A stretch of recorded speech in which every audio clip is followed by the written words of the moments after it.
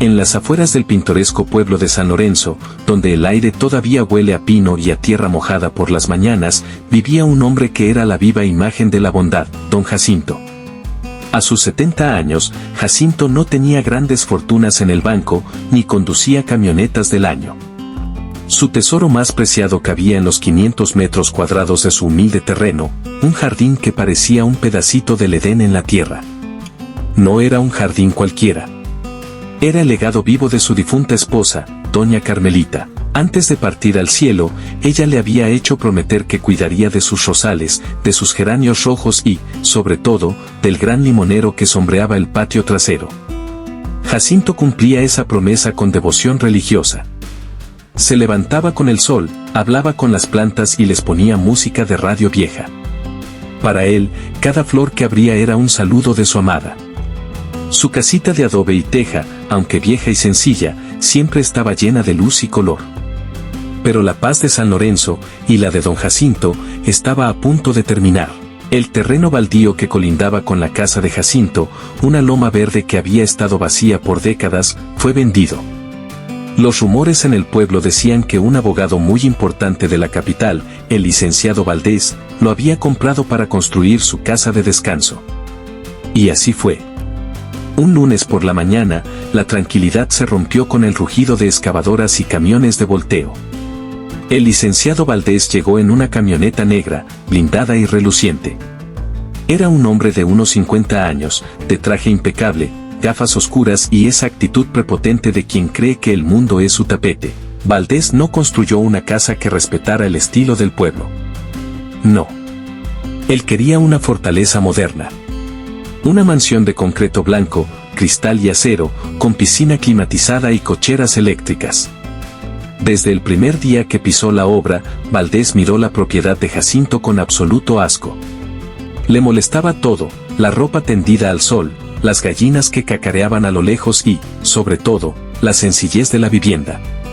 Una tarde, mientras Jacinto regaba sus bugambillas, Valdés se acercó a la vieja cerca de alambre que dividía los terrenos. «Oiga. Usted», gritó Valdés, chasqueando los dedos como si llamara a un perro. Jacinto cerró la manguera, se quitó el sombrero y se acercó despacio. «Buenas tardes, señor. Mi nombre es Jacinto, para servirle». «Mire, don Jacinto, o como se llame», dijo Valdés sin quitarse las gafas. «Voy a ser directo. Estoy invirtiendo 5 millones de pesos en esta residencia. Va a ser la joya de la zona. Y siendo honesto, su casucha me arruina la vista y la plusvalía». Jacinto sintió un golpe en el pecho, pero mantuvo la compostura. «Pues, es mi hogar, señor. Aquí viví con mi esposa, aquí crecieron mis hijos. Es humilde, pero es mía». «Todo tiene un precio», interrumpió Valdés, sacando una chequera. «Le compro su terreno. Le doy el doble de lo que vale catastralmente. Agarre el dinero, cómprese un departamento en la ciudad y deje de estorbar el progreso».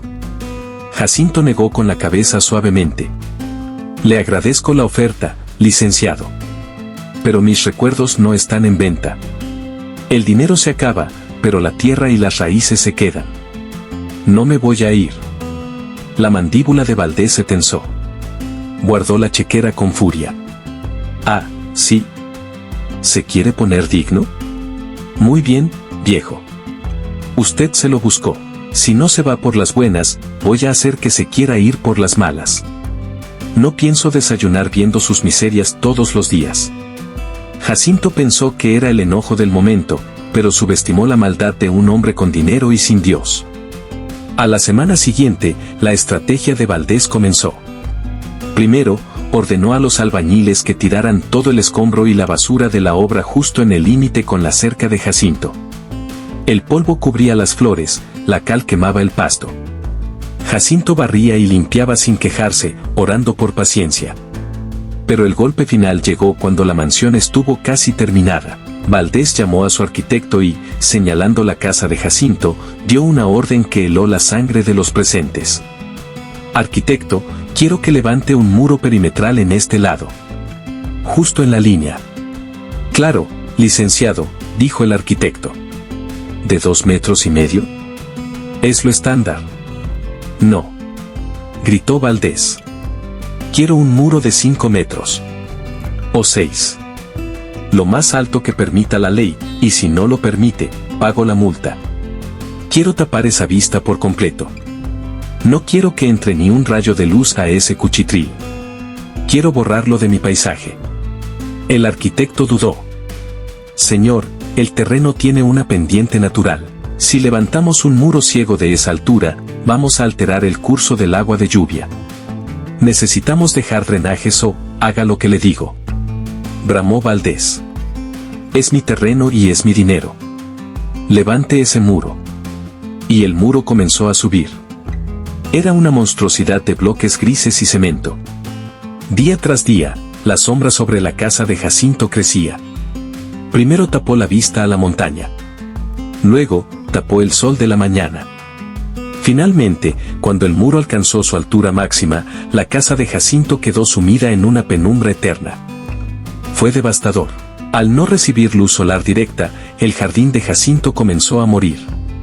Los rosales, que necesitan sol para florecer, se llenaron de plagas y sus hojas se pusieron amarillas. El pasto se pudrió por la humedad constante.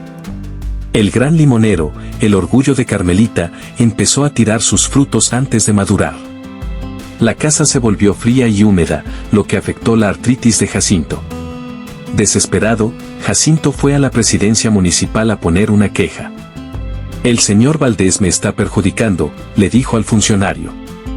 Su muro es ilegal, me quitó la luz, está matando mis plantas. El funcionario, que había recibido un regalo generoso de Valdés esa misma mañana, ni siquiera levantó la vista del papel. Lo siento, abuelo. El licenciado tiene sus permisos en regla. Es propiedad privada. Si no le gusta, ponga cortinas. Siguiente. Derrotado por la corrupción y la soberbia, Jacinto regresó a su casa. Se sentó en su banquito, en medio de su jardín ahora gris y moribundo, y lloró. Lloró de impotencia. Esa noche, Valdés inauguró su mansión con una fiesta ruidosa. Había música en vivo, luces de colores y gente rica bebiendo champaña. Desde el otro lado del muro, en la oscuridad, Jacinto escuchaba las risas. Salud por la mejor casa de la región. Gritaba Valdés por el micrófono, borracho de poder. Y salud porque al fin nos libramos de la vista fea de los vecinos pobres.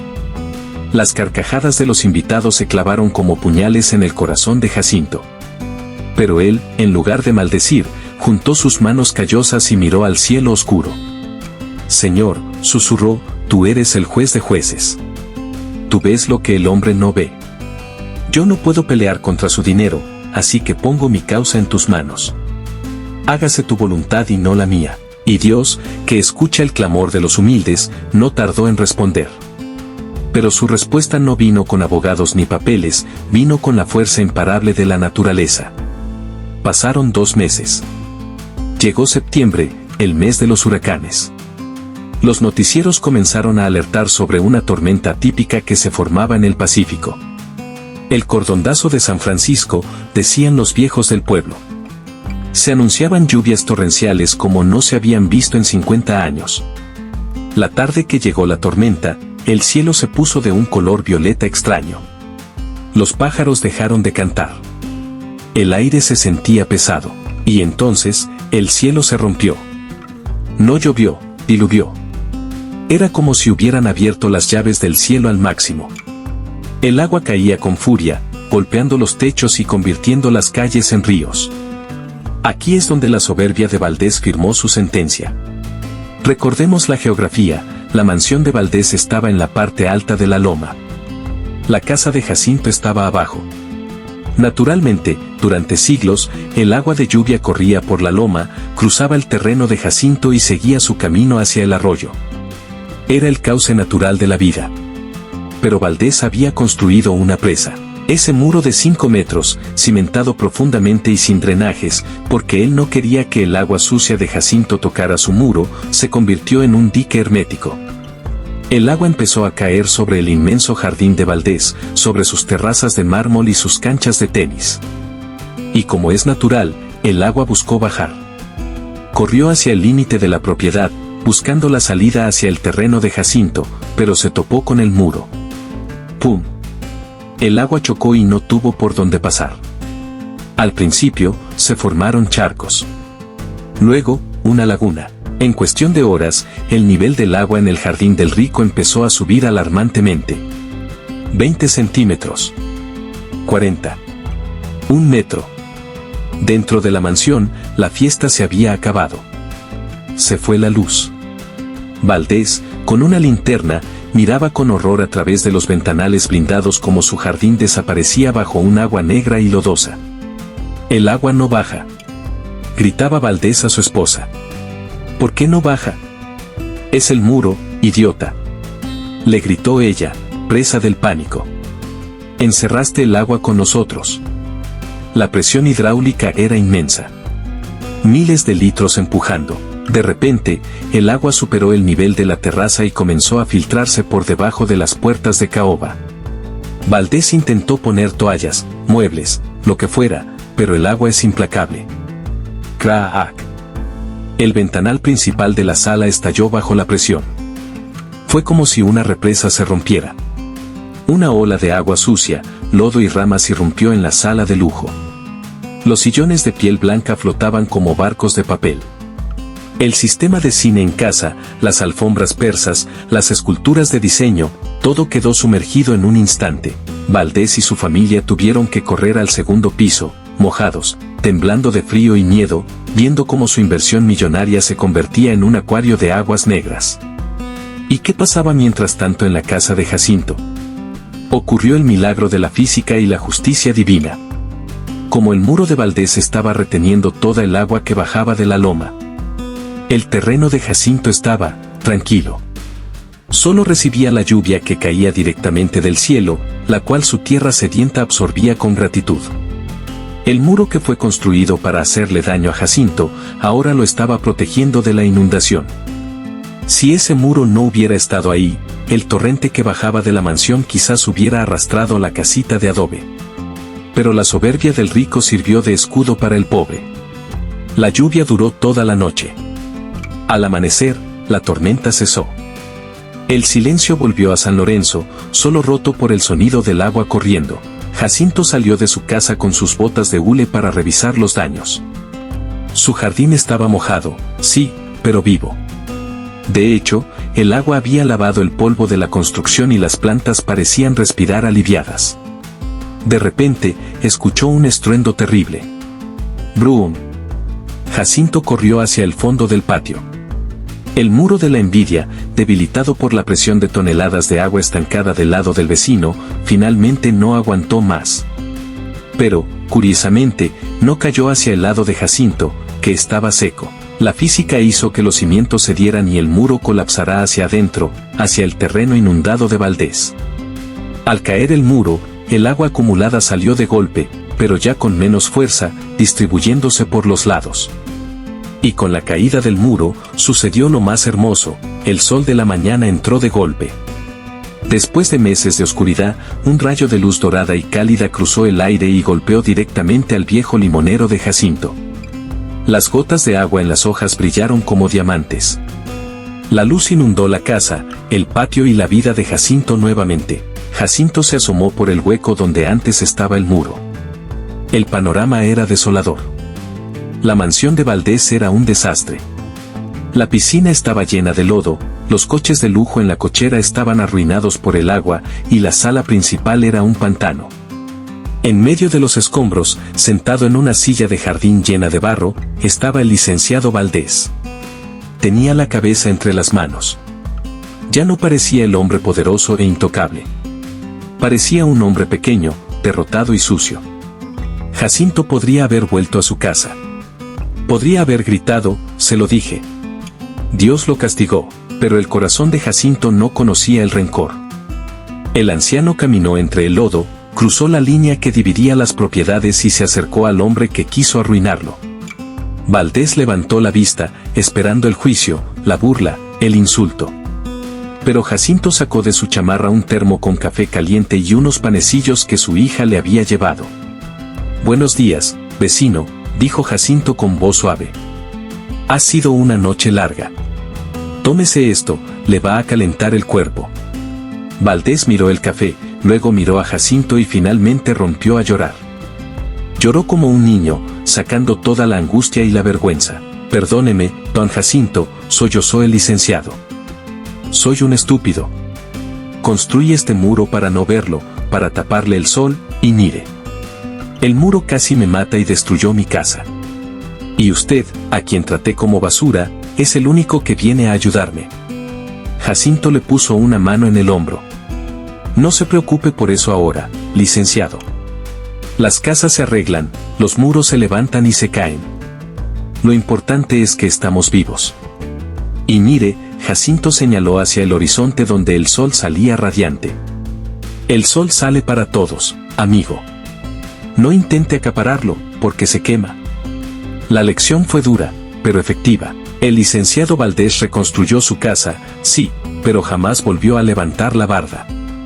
Puso una cerca baja de madera y plantó enredaderas. Con el tiempo, se hizo amigo de Jacinto. Aprendió a saludar, aprendió a respetar y, lo más sorprendente, le pidió a Jacinto que le enseñara a cuidar plantas.